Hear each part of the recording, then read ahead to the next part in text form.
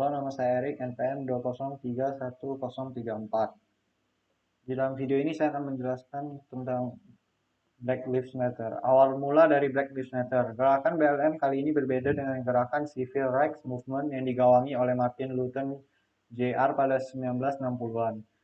Black Lives Matter kali ini bukan hanya untuk melawan rasisme, namun juga perjuangan kelas melawan ketidakadilan dalam hal perumahan, struktur pekerjaan, dan brutalitas polisi. Komunitas kulit hitam bukan hanya menderita karena rasisme, tapi juga karena diskriminasi rasial telah mengikat mereka pada hierarki kelas paling bawah. Black Lives Matter bukan hanya gerakan politik identitas, namun juga gerakan menentang kontradiksi kelas dan ketidakadilan ekonomi. Rasisme sistemik Amerika dimulai dengan perbudakan dan berbagai kode atau undang-undang negara bagian atau federal yang memodifikasi praktik perbudakan chattel yang tidak manusiawi menjadi hukum. Amerika Selatan adalah masyarakat budak, bukan hanya masyarakat dengan budak, namun setelah penghapusan perbudakan, hukum yang mirip dengan kode budak terus menindas orang kulit hitam. Beberapa macam perbedaan perlakuan orang putih dan perlakuan orang hitam. Warga kulit hitam lebih sering menjadi korban tembak hingga tewas. Faktanya pada tahun 2019, sekalipun persentase warga Afrika Amerika merupakan 14% dari keseluruhan populasi, jumlah mereka yang mati ditembak polisi lebih dari 23% dari 1.000 kematian yang disebabkan oleh tembakan polisi. Dan angka ini relatif konsisten sejak tahun 2017. Sedangkan angkanya pada populasi kulit putih justru menurun. Berikut adalah video salah satu orang yang ditembak pada beberapa bulan yang lalu.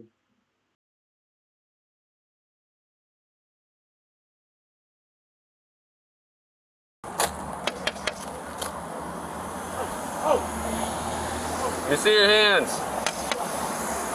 Damn, man. Stay in the car. Let me see your other hand.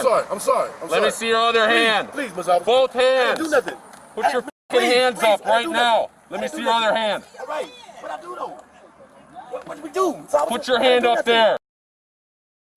Man, I got shot the same way, Ms. Alves, before. Okay, well, when I say let me see your hands, you put your fucking hands up. Man, I'm so sorry, Ms. Alves. Step out and face away. Step out and face Okay, away. Ms. Alves, please don't shoot me. Please, man. I'm not gonna shoot you. Please. Step out and face No, away. I'm looking you eye to eye, man. Please don't shoot me, I'm man. not shooting you, man. Please, man. I just lost my mom, man. Taking one out.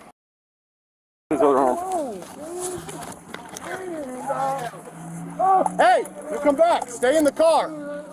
I'm sorry, Ms. Alves. I get on my knees, whatever. Oh, man. Stop resisting, man. I'm not. Yes, you are. Sharp on you? I won't do nothing to hurt y'all, Ms. Alves. No, sir. Now you like at home or nothing? No, Ms. Alves, have nothing. Why y'all doing me like that, Ms. Alves? Please, crack it, doing it for me and stuff, man. I am claustrophobic for real, Ms. Alves. You got him? Could you please crack it for me, please? Yes, I'll Remember my crack name. it. Stay I with me, will. man. I will. Please stay with me, man. Thank you. God, y'all do me bad, man. Man, I don't want to try to win. I don't want to try to win. I don't want to win. I'm claustrophobic. I'm not a bad guy, man. Get in the car. I'm not a bad guy. Oh, God. Man. Oh, but my double. Please, officer. Please, Sit. please. Take a seat. That's why. I'm going down. I'm going down. I'm not going to breathe. Bro, you look down a heart attack, man. Get in the car. I know I can't breathe. I can't breathe. Talking to you. Take some of the oxygen there. Oxygen. I just COVID, man. I can't breathe. Yang kedua, warga kulit hitam memiliki bunga pinjaman bank yang lebih besar.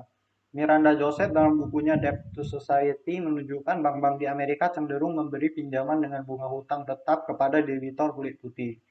Sedangkan debitor kulit hitam dan Latino meski kelas menengah dikenakan bunga bank mengambang atau disebut floating rate, karena dicurigai punya risiko gagal bayar lebih tinggi. Ketika fluktuasi ekonomi terjadi, semisal di saat bank sentral menaikkan suku bunga, maka kulit hitamlah yang paling frustasi. Sistem utang ini menggiring warga kulit hitam ke arah perbudakan kembali. Jika gagal bayar, mereka akan kehilangan rumah, kehilangan properti, dan sulit mencari pekerjaan. Jika semua ras dikatakan sejajar, dapat dipastikan terdapat faktor-faktor terjadinya rasisme dalam kehidupan bermasyarakat. Berikut adalah beberapa faktor yang menyebabkan suburnya rasisme. Yang pertama, kebiasaan mengadopsi pendapat orang lain. Perilaku seseorang terbentuk sejak usia dini. Ketika kebiasaan anggota keluarga atau teman untuk mengeluarkan pendapat yang berbau rasisme, kebanyakan orang akan cenderung mengadopsi pendapat tersebut. Inilah yang membuat stereotip tentang ras atau suku tertentu ada di masyarakat dalam waktu yang lama.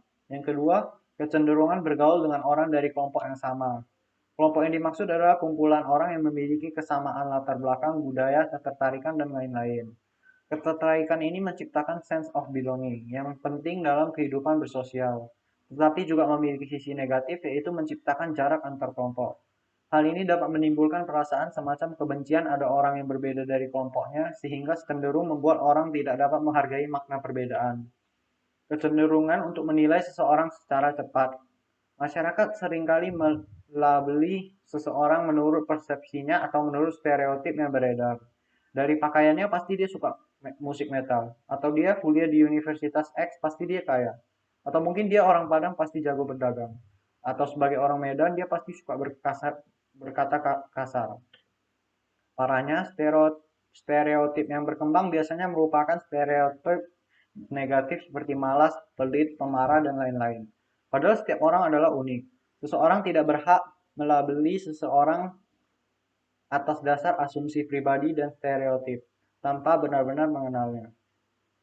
Dalam beberapa sutta, yang pertama sutta Digha Nikaya 27.9, Agana Sutta tertulis, Waseta kalian semua, walaupun berasal dari kelahiran, nama, suku, dan keluarga yang berbeda, yang telah meninggalkan kehidupan rumah tangga untuk menjalani kehidupan tanpa rumah, jika kalian ditanya siapakah kalian, maka kalian harus menjawab, kami adalah petapa, pengikut Sakya. Buddha mengajarkan bahwa setiap orang yang berbeda ras, suku, keluarga adalah pengikut Sakya, yang berarti bahwa setiap orang walaupun berbeda memiliki derajat yang sama, sehingga setiap orang harus saling menghargai dan menghormati. Yang kedua, ada pula Sutta Majjhima Nikaya 117.25.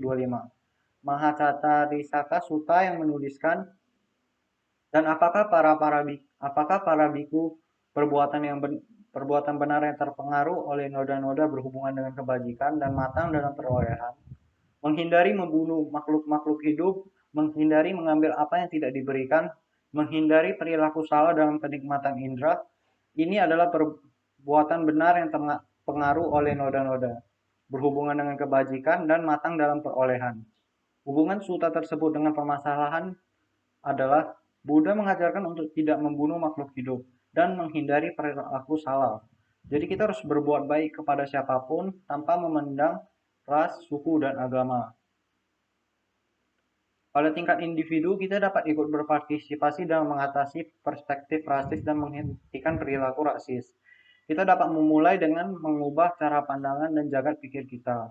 Kita harus mulai menetralisir konsep tentang diri dan orang lain, dan mulai memperlakukan setiap orang secara setara tanpa peduli apapun warna kulit mereka. Hal ini juga dapat dimulai dengan berhenti percaya terhadap supremasi kulit putih dan mengakhiri pandangan yang minor terhadap sesama kita yang berkulit gelap.